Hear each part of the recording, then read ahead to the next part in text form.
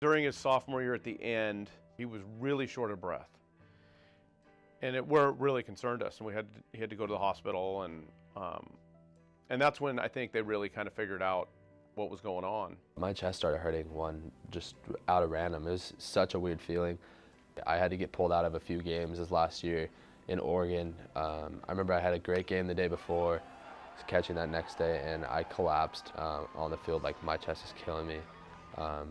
And they ended up taking me out, taking me to the ER that day. They said, well, I didn't expect this to happen.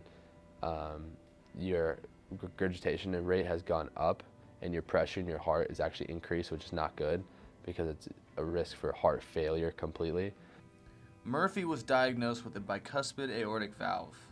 It is when the aortic valve only has 2 leaflets instead of 3. Murphy soon found out that he needed to have open heart surgery.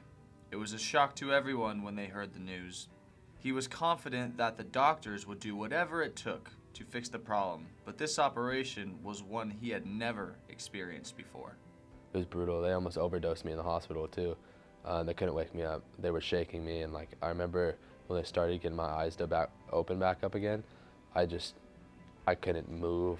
They had to keep me up, sitting upright right after surgery because they pumped too much pain medicine in me. The whole experience was also taking an emotional toll. I was having bad dreams that I'm coming out of my body in the middle of the hospital and could see my parents and my girlfriend sitting there crying because I died in surgery. Murphy's support was endless. Family, friends, teammates, coaches, even the USC athletic board had paid him visits at the hospital and had let him know that they all stood behind him in full encouragement. Even afterwards, it was tough, sitting there not being able to do anything, having your mind race. I never thought I'd step field on the baseball field again. Returning to athletics after debilitating heart surgery is discouraged by medical professionals, but they don't know Kaleb Murphy. I think I saw him 2 days maybe after he had surgery, or the day after he had surgery, and they crack open the sternum and do all that. I can't describe how amazed I am that he's out on the field. We had to hold him back. He was telling people that he was ready to do things when the doctors weren't clearing him to do things. I get caught lifting in the cages on my own, trying to be careful. Got yelled at a couple times by Hubs. Lynn Swan called my parents and said, look, you have to keep him under control. I told him right before the season, I go, hey, I think it's a miracle that you're playing in intersquads right now. He didn't have the surgery until basically the end of July.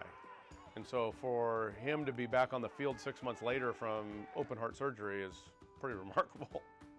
Murphy understands that playing baseball will soon come to an end. But throughout his time at USC, he developed an interest in law and even got a job working at a firm. As I started taking these classes, I had one of my favorite professors who was a judge.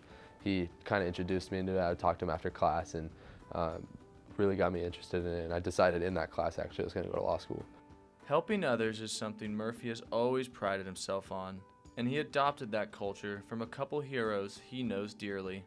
My dad's a fire chief, my uncle's a fire chief. One of the traits that I've tried to get growing over the years is being selfless. I think to see him and what he's doing, I think it's an inspiration to a lot of people about, if you put your mind to something, that you work hard at it. And obviously, he's very athletic, but I still think there's a lot of toughness, resiliency, grit, whatever you want to call it, to go through what he's gone through and to come out of it the other side the way he has.